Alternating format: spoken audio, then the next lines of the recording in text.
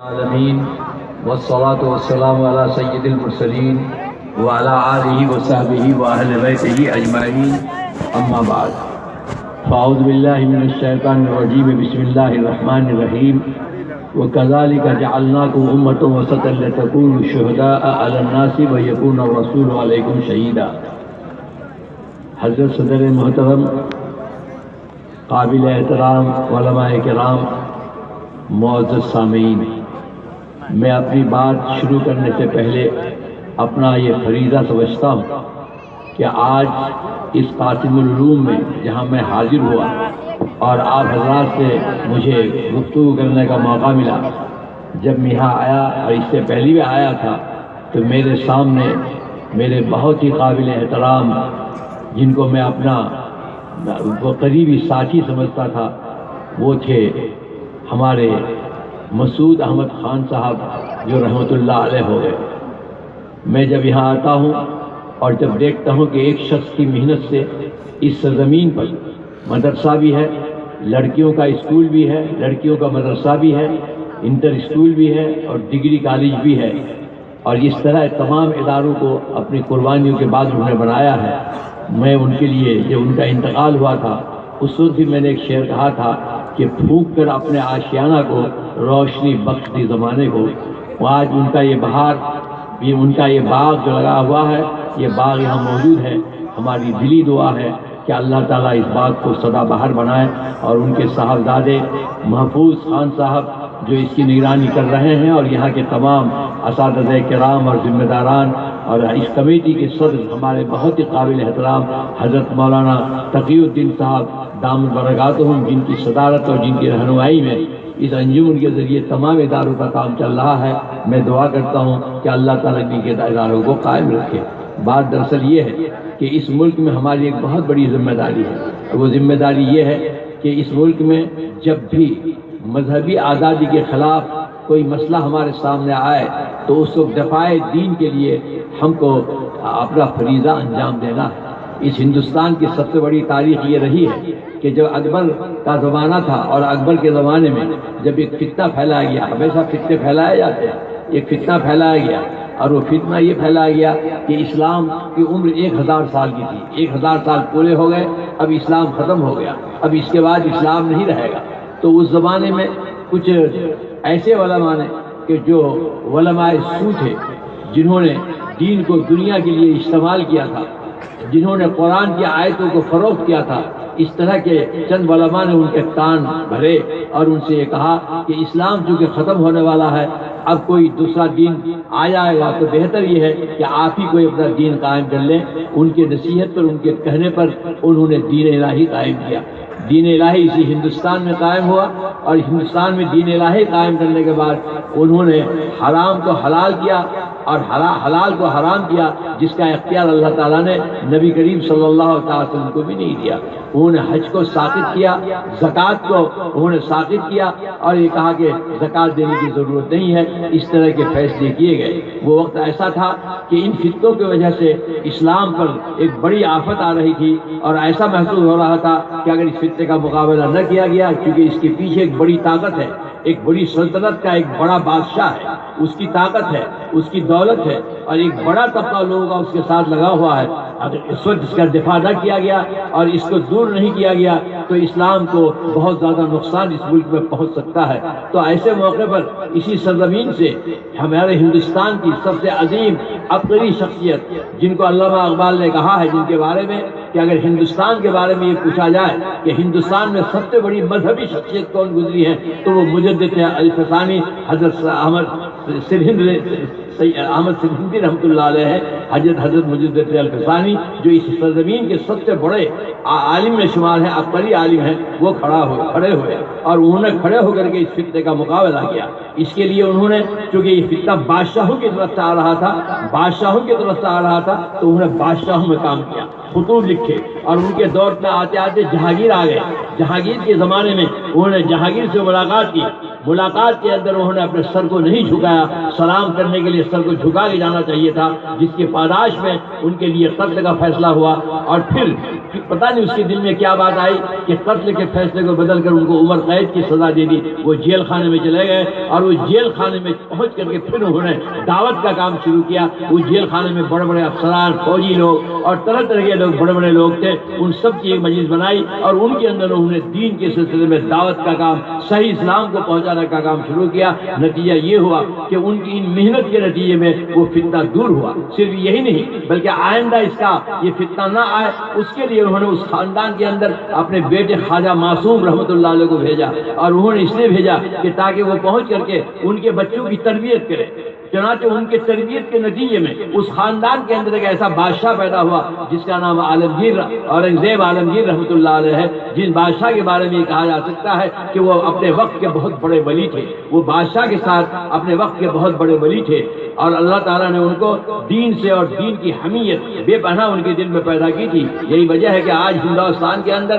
اگر کوئی شخص اکبر کا نام لیتا ہے، ہم لوگ ہر مجلس میں رہتے ہیں، اگر اکبر کا نام آ جاتا ہے تو لوگوں کی باتیں کھل جاتی ہے، لیکن اگر اورنگزیب رحمۃ اللہ علیہ کا نام آتا ہے تو اورنگزیب رحمۃ اللہ علیہ کا نام آتے ہی اورنگزیب رحمۃ اللہ علیہ کا نام آتی ان کے چہرے پر ناگواری آتی ہے، ناگواری آتی ہے، کیونکہ اس شخص نے اسلام کی اور دین کی حفاظت کے لیے اس ملک کے اندر اس ملک کو آگے بڑھانے کے لیے، اور صرف مسلمانوں کے دین کے لیے نہیں بلکہ غیر مسلموں کے لیے بھی، غیر مسلموں کے مندروں کے لیے بھی بڑی بڑی جائیدادیں انہوں نے دی، اور اس طریقے پر ایک بادشاہ ہونے کی حیثیت سے پورے ملک کے مسلمانوں کے لیے، ہندوؤں کے لیے، یہاں کے تمام شہریوں کے لیے انہوں نے اچھی خدمت انجام دی۔ اس نتیجے میں یہ ہوا وہ فتنہ ختم ہو گیا، وہ فتنہ آگے نہیں بڑھا، یہ سلسلہ چلتا رہا۔ 1707 کے اندر 1707 میں اورنگزیب رحمۃ اللہ علیہ کا انتقال ہوا۔ 1707 میں ان کے انتقال سے پہلے ہی اللہ تعالیٰ نے انتظام کیا کہ 1703 کے اندر حضرت شاہ ولی اللہ رحمۃ اللہ علیہ کو پیدا کیا۔ آج قرآن شریف کے سلسلے حوالے سے آج کا یہ مجمع ہے، ابھی جن بچوں نے قرآن شریف یاد کیا ہے ان کے سر پر دستار باندھ کر کے اس کا اعلان کیا گیا ہے کہ اللہ تعالیٰ نے قرآن کی نعمت سے اس کو سرفراز کیا ہے۔ یہ قرآن کا معجزہ ہے کہ 6666 آیتیں ایک بچے کو یاد ہوتا ہے، اور جب وہ چاہتا ہے اس کو سنا دیتا ہے، یہ بھی قرآن کا معجزہ ہے۔ تو اس زمانے میں ایک فتنہ پیدا ہوا حضرت شاہ ولی اللہ رحمۃ اللہ علیہ کے زمانے میں کہ یہ اعلان کیا گیا کہ قرآن صرف عالم ہی پڑھ سکتا ہے، عالم کے علاوہ کوئی دوسرا آدمی اس قرآن کو نہیں چھو سکتا، قرآن میں ہاتھ نہیں لگا سکتا۔ اس کا مقصد یہ تھا کہ مسلمانوں کو قرآن سے دور کر دیا جائے۔ حضرت شاہ ولی اللہ رحمۃ اللہ علیہ نے اس فتنے کا مقابلہ کرنے کے لیے اس زمانے میں قرآن کا فارسی زبان میں ترجمہ کیا۔ اس زمانے میں علماء میں بڑا اختلاف تھا کہ آیا قرآن شریف کا ترجمہ ہو سکتا ہے کہ نہیں ہو سکتا کسی دوسری زبان میں، اس پہ اختلاف تھا۔ کئی لوگ اس کی مخالفت کر رہے تھے اور کئی لوگ چاہ رہے تھے۔ حالانکہ حضرت سلمان فارسی رضی اللہ تعالیٰ عنہ نے حضور صلی اللہ تعالی وسلم کی حیات مبارکہ میں قرآن شریف کے کچھ صورتوں کا فارسی میں ترجمہ کیا تھا، یہ ثابت ہے، حضور صلی اللہ علیہ وسلم کے زمانے میں ترجمہ کیا۔ لیکن اس زمانے میں علماء میں اختلاف تھا کہ آیا قرآن شریف کا ترجمہ ہو سکتا ہے یا ترجمہ نہیں ہو سکتا ہے، لیکن حضرت شاہ ولی اللہ رحمۃ اللہ علیہ نے اس کی پرواہ نہیں کی۔ قرآن کو عام کرنے کے لیے سمجھا گیا کہ فارسی ملکی اور سرکاری زبان ہے، ہندو مسلمان سب کی زبان ہے، اگر فارسی میں قرآن شریف کا ترجمہ کر دیا جائے گا، فارسی میں اگر قرآن شریف کا ترجمہ کر دیا جائے گا تو اس کا نتیجہ یہ ہوگا کہ ہر آدمی کے ہاتھ میں قرآن پہنچ جائے گا، ہر آدمی قرآن سیکھ سکے گا۔ حضرت شاہ ولی اللہ رحمۃ اللہ علیہ بڑی عظمت تھی ان کی، بڑی محبوبیت تھی ان کی۔ جب اپنے گھر سے غریبہ کلا کے محلے سے اپنے مدرسے میں پڑھانے کے لیے جاتے تھے تو مرد عورتیں چھت پر پھول لے کر کھڑی ہوتی تھی، اور جب وہ گزرتے تھے تو ان پر پھول برساتے تھے۔ لیکن وہی شاہ ولی اللہ رحمۃ اللہ علیہ جب علماء کے اس اختلاف کے درمیان جرأت سے کام لیا، ہمت سے کام لیا، اور انہوں نے قرآن شریف کا پرشین اور فارسی میں ترجمہ کیا اور ترجمہ کر کے لوگوں کے سامنے پیش کیا تاکہ قرآن عام ہو جائے، ہر مسلمان تک قرآن پہنچ جائے، تو اس کے نتیجے میں مخالفت ہوئی، اور اتنی شدید مخالفت ہوئی کہ وہی شاہ ولی اللہ رحمۃ اللہ علیہ جب اپنے محلے سے نکل کر مدرسے میں جاتے تھے تو بجائے پھول برسانے کے ان پر پتھر برسایا جاتا تھا۔ لیکن شاہ ولی اللہ رحمۃ اللہ علیہ نے یہ سبق دیا کہ ایک عزت نفس ہے اور ایک عزت دین ہے، عزت دین کے لیے عزت نفس کو قربان کیا جا سکتا ہے، عزت دین کے لیے عزت نفس کو قربان کیا جا سکتا ہے۔ میں یہ بات اس لیے بتا رہا ہوں کہ آج جن حالات کا سے آپ گزر رہے ہیں، آپ کے دل میں کبھی بھی مایوسی نہیں ہونی چاہیے۔ اللہ تعالیٰ نے اس ملک کے اندر اپنا کرم فرمایا ہے، منشاء الہی ہے کہ اس ہندوستان کے اندر اسلام رہے، اس لیے ہر دور کے اندر انہوں نے ایسے آدمی پیدا کیے کہ جو کھڑے ہو کر اس وقت کا فتنہ جس طرح کا تھا اس فتنے کا انہوں نے مقابلہ کیا۔ پھر اس کے بعد کا دور آتا ہے، انگریزوں کا دور آیا، حضرت اس زمانے کے اندر ہمارے علماء کھڑے ہوئے، چاہے حضرت مولانا شیخ الہند مولانا محمد حسن صاحب ہو، شیخ الاسلام مولانا حسین احمد مدنی نور اللہ مرکزہ ہو، اور سارے علماء، یہ سب کے سب لوگ کھڑے ہوئے اور کھڑے ہو کر کے اس وقت کے حالات کا مقابلہ کیا۔ سن 47 آیا اور سن 47 کے بعد جو حالات آئے ان حالات کے اندر بھی ہم نے دفاع کیا۔ اس لیے آج جو حالات آئے ہیں اس میں مایوسی کے بجائے آپ کو یہ طے کرنا پڑے گا کہ قرآن کریم کو آپ مضبوطی سے پکڑ لیں، قرآن کریم کو مضبوطی سے پکڑ کر ہی آپ اس کا علاج کر سکتے ہیں۔ مجھے یاد آیا کہ حضرت شیخ الہند رحمۃ اللہ علیہ جب مالٹا کی جیل سے نکل کر واپس آئے اور جب وہ دہلی سے بیمار ہو گئے تھے، دہلی سے دارالعلوم دیوبند پہنچے، 2.5 سال کی جیل کے بعد وہ آئے تھے، اور آنے کے بعد وہاں دہلی سے وہ وہاں پہنچے، دارالعلوم دیوبند پہنچے، تو ان کے تمام اساتذہ تو ان کے شاگرد تھے، تمام اساتذہ کو انہوں نے جمع کیا اور جمع کر کے انہوں نے کہا کہ میں 2.5 سال تک جیل میں رہ کر کے آیا ہوں، اور اس زمانے میں جتنا بھی میں تجربہ حاصل کیا ہوں، میرا احساس یہ ہے کہ اگر اس ملک میں مسلمان عزت اور وقار کے ساتھ رہنا چاہتے ہیں تو ان کے لیے ضروری ہے کہ ایک تو یہ ہے کہ قرآن کو وہ مضبوطی سے پکڑ کر رکھے، اور دوسرا ذریعہ یہ ہے کہ وہ آپس میں اتحاد قائم کریں۔ اگر قرآن کو مضبوطی کے ساتھ پکڑ کر رہیں گے اور اگر آپس میں وہ اتحاد قائم کریں گے تو ان حالات کا مقابلہ کیا جا سکتا ہے۔ اس لیے کہ قرآن کریم ہی ایسی کتاب ہے جو انسانیت کے لیے ابدی رہنمائی کا ذریعہ ہے۔ اس لیے اس قرآن کریم کے اشاعت اور اس کو بڑھانے کے لیے، اس کو پھیلانے کے لیے ہم کو بہت کچھ کام کرنے کی ضرورت ہے۔ کیونکہ بہت مختصر وقت ہے، مجھے چند منٹ کے لیے کہا گیا تھا، ایک بات ضرور میں کہوں گا، معاف کیجیے گا، 2-4 منٹ میں لوں گا۔ مجھے یہ کہنا ہے، صرف سب باتیں آپ کے سامنے آ چکی ہے کہ اس قرآن کریم کی حفاظت کا ذریعہ کیا ہے۔ اس قرآن کریم کی حفاظت کا ذریعہ یہی ہے کہ جو بچے آج حافظ ہوئے ہیں، ہم کو اس کی کوشش کرنا ہے کہ اس قرآن کریم کو مسلمانوں کی جتنے لڑکے اور لڑکیاں ہیں اور جتنے مسلمان، ان تمام مسلمانوں تک قرآن کریم کو ہم کو پہنچانا ہے۔ دین کے قرآن کریم کو، یعنی اس کو ہر ایک کو ہم کو پڑھانا ہے، یہ ہماری ذمہ داری ہے۔ آج صورتحال بہت خراب ہے۔ آج صورتحال یہ ہے کہ اس وقت ہندوستان کے اندر اب کم نہیں ہے، 6 لاکھ کے قریب گاؤں ہیں، 4,32,000 گاؤں میں آپ کی آبادی ہے، چاہے 2 کی آبادی ہو یا 10 کی آبادی ہو یا 100 کی آبادی ہو۔ لیکن ہماری حالت یہ ہے کہ 4,32,000 گاؤں میں سے صرف 2,80,000 گاؤں میں ابھی تک ہم نے قرآن پڑھانے کا انتظام کیا ہے۔ 1,44,000 کے قریب گاؤں آج بھی ایسے ہیں کہ جو قرآن سے محروم ہے، وہاں دین کی تعلیم کا، قرآن کے پڑھانے کا کوئی انتظام ہمارے پاس نہیں ہے۔ تو ہمارے لیے گھبراہٹ کے بجائے ہمت کرنا ہے اس بات کی کہ اگر آج اس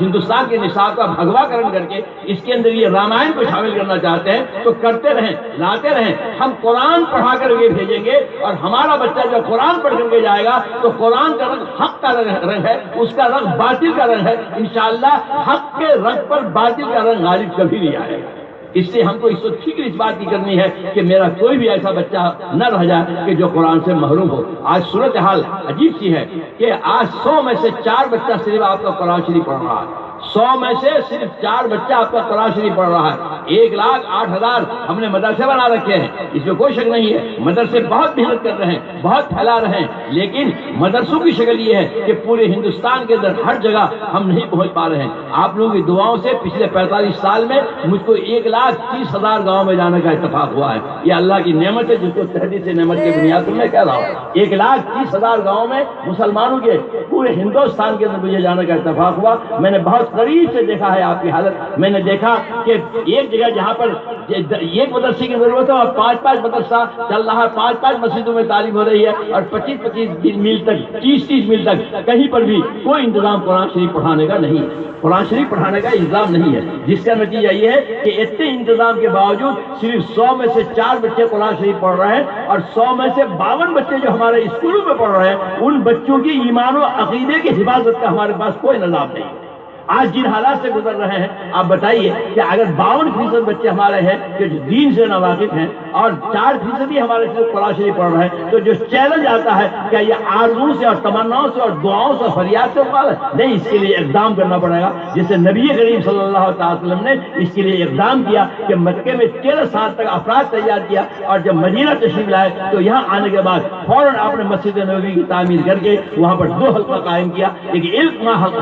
حلقہ قائم کیا، ایک ذکر کا حلقہ قائم کیا، تاکہ ذکر کے ذریعے سے ضمیر کو روشن اور پاکیزہ بنایا جائے، اس لیے کہ ضمیر اچھا ہوگا تو اس کے اعمال اچھے ہوں گے، دل اچھا ہوگا تو اس کا کردار اچھا ہوگا۔ دل ایک ایسی چیز ہے کہ اگر یہ ایک ایسا لوترا ہے، ایسا مضغتن ایک ایسا لوترا ہے کہ اذا صلحت جسد کلھا، اگر یہ صحیح ہوتا ہے تو پورا جسم صحیح رہتا ہے، اذا فسدت الجسم کلھا، اور اگر یہ خراب ہو جاتا تو پورا جسم خراب ہو جاتا ہے۔ نبی کریم صلی اللہ علیہ وسلم نے فرمایا کہ ان ہی الا والقلب، یہ صرف دل ہے، تو دل وہ ہے کہ جو پاور ہاؤس ہے، اور اسی پاور ہاؤس سے ہمارے اعمال ظاہر ہوتے ہیں، اس لیے آپ نے وہاں پر دل کی صفائی کے لیے تزکیے کا انتظام کیا، اور ساتھ ساتھ آپ نے تعلیم کا انتظام کیا۔ تعلیم کا انتظام اس لیے کیا کہ تاکہ اس کے ذریعے سے ہمارا دماغ طاقتور ہو، اگر دماغ طاقتور ہوگا اور ہمارا ضمیر پاکیزہ ہوگا تو جس آدمی کا دماغ طاقتور ہوگا اور جس کا ضمیر روشن ہوگا وہ روشن ضمیری اور بیدار مغزی سے قوم کی اور اپنی قوم کی اور دنیا کی رہنمائی کر سکے گا،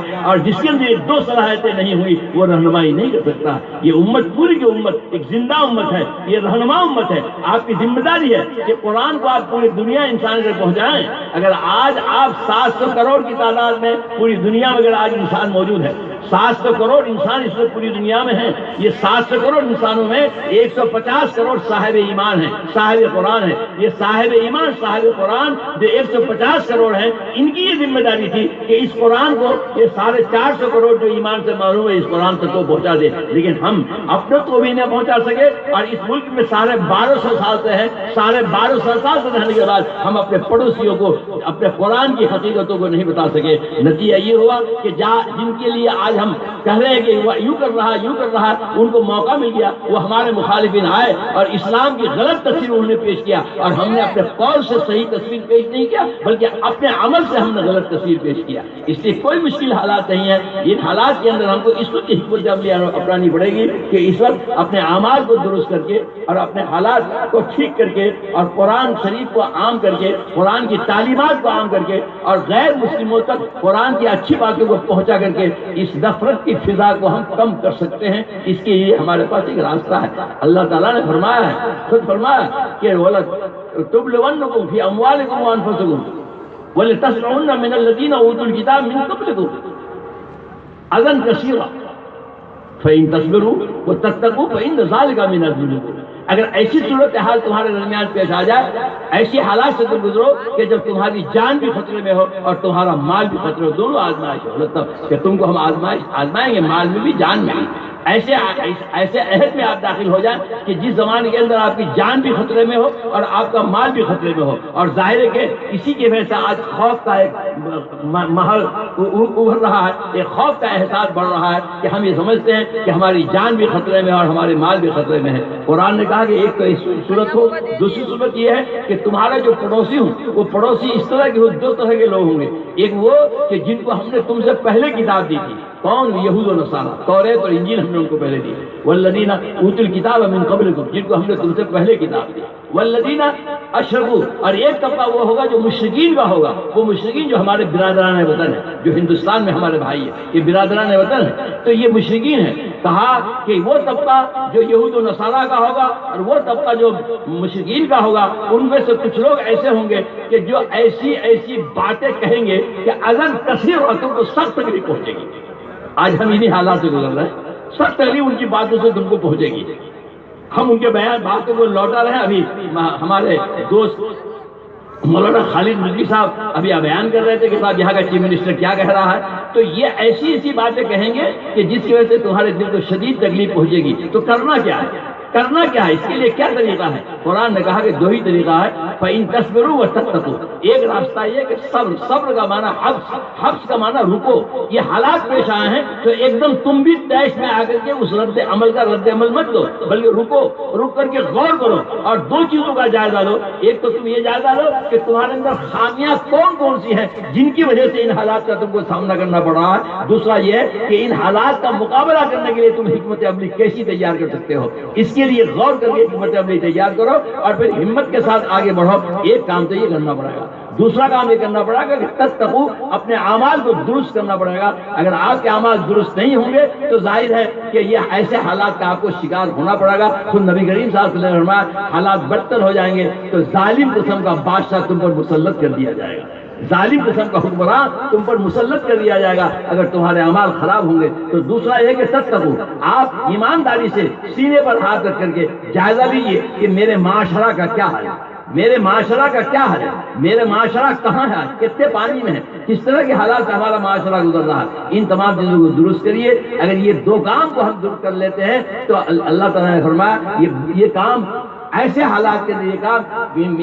من عزم الامور، کہ یہ جو کام ہے یہ ہمت والا کام ہے، ذالک من عزم الامور، ایسے حالات کے ذریعے کام ہمت والا کام ہے۔ اس لیے اس کا ایک طریقہ یہی ہے کہ ہم اس کے ذریعے سے اپنے اعمال کو درست کریں، رکیں، حکمت عملی طے کریں، نبی کریم صلی اللہ علیہ وسلم کی سیرت کا ہم اس نقطہ سے جائزہ لیں اور جائزہ لے کے دیکھیں کہ کب آپ نے کس طرح کس موقع پر آپ نے کون سا طریقہ اختیار کیا ہے، اس طریقے کو ہم پڑھیں۔ اس لیے کہ زمین کے اندر صرف مشکلات نہیں ہوتی ہیں، مواقع بھی ہوتے ہیں۔ جب مشکلات پیدا ہو جائیں تو ایسے مواقع پر ہم کو مواقع کو بھی تلاش کرنا چاہیے کہ مواقع کیا ہیں۔ تو مواقع کے لیے ہم کو نبی کریم صلی اللہ علیہ وسلم کی سیرت کا مطالعہ کرنا پڑے گا۔ آپ دیکھیے کہ ایک وقت ہے کہ نبی کریم صلی اللہ علیہ وسلم جب مکہ مکرمہ میں تبلیغ کر رہے ہیں، دعوت کا کام کر رہے ہیں، سب لوگ آپ کے مخالف ہو گئے، سب آ گئے ابو طالب کے پاس اور کہا کہ اپنے بھتیجے کو روک دو، اپنے بھتیجے کو روک دو، نہیں تو اگر ہم سب آگے حملہ کر دیں گے اور ان کا قتل کر دیں گے تو تم کیسے روک لو گے اور تم دیت کس سے لو گے؟ حضرت ابو طالب گھبرا گئے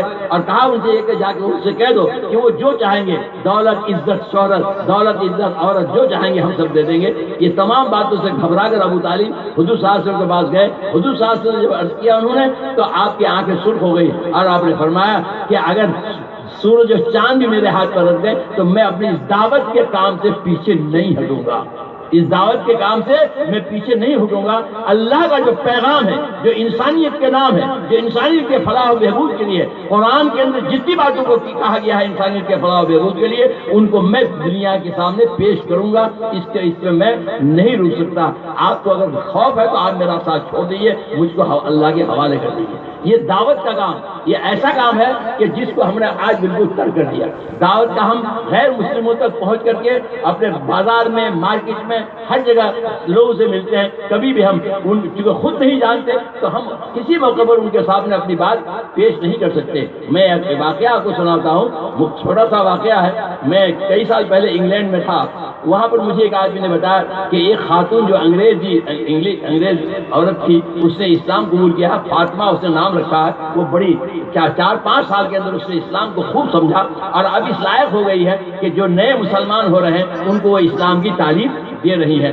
آپ ملنا چاہیے تو چلیے۔ ہم گئے، بہت خوشی کی بات، ہم ملیں گے، ہم کو لے گئے۔ جب میں ان کے پاس پہنچا ملنے کے لیے تو اس وقت ان کے پاس ایک جوڑا انگریز کا، ایک میاں بیوی وہاں موجود تھے۔ انہوں نے مجھ سے کہا کہ صاحب 3 دن پہلے ان لوگوں نے اسلام قبول کیا ہے۔ میں نے ان سے کہا کہ بھائی تم انگلینڈ کے اندر ہو، یہاں عیسائی حکومت ہے، یہاں چرچ سارے ہیں، تم کو ہر طرح کی سہولت ہے، تم کو کسی چیز کا خوف نہیں ہے، تو آخر عیسائیت کو چھوڑ کر تم نے اسلام کیوں قبول کیا؟ اس سے کہا کہ ہم آپ کو ایک واقعہ سناتے ہیں۔ اس سے یہ بتایا کہ ایسا ہوا کہ ہم لوگ تو مہم والے لوگ ہیں،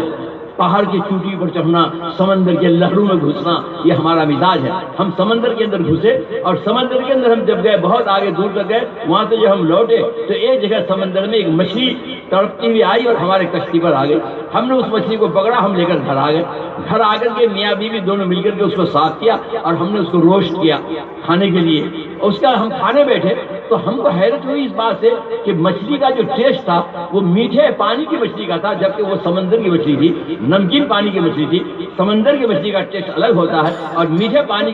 کی مچھلی کا ٹیسٹ الگ ہوتا ہے. تو ہم کو تعجب ہوا کہ ہم سمندر سے ہی مچھلی لائے اور اس میں میٹھا پانی کا ٹیسٹ کیوں ہے. تو کہنے لگے اسی پر ہم دونوں میاں بیوی الجھ گئے بات کرتے. اس درمیان میں ہمارا ایک دوست تھا مسلمان جو ہمارا جاننے والا تھا، اتفاق سے وہ بھی پہنچ گیا. ہم نے کہا بہت اچھے وقت پر آؤ بیٹھو، کہا دیکھو ہم اس مسئلے میں الجھے ہوئے ہیں، تو ہماری کوئی رہنمائی کر سکتے ہو. میں اس لیے کہہ رہا ہوں کہ ہر مسلمان کو دین کی چیزیں جاننا ہے تاکہ جہاں پر آپ کو موقع ملے آپ اس بات کو پہنچائیں. انہوں نے کہا کہ دیکھو بھائی میں زیادہ تو اس کو نہیں بتا سکتا، ایک بات بتاتا ہوں، میں مسلمان ہوں.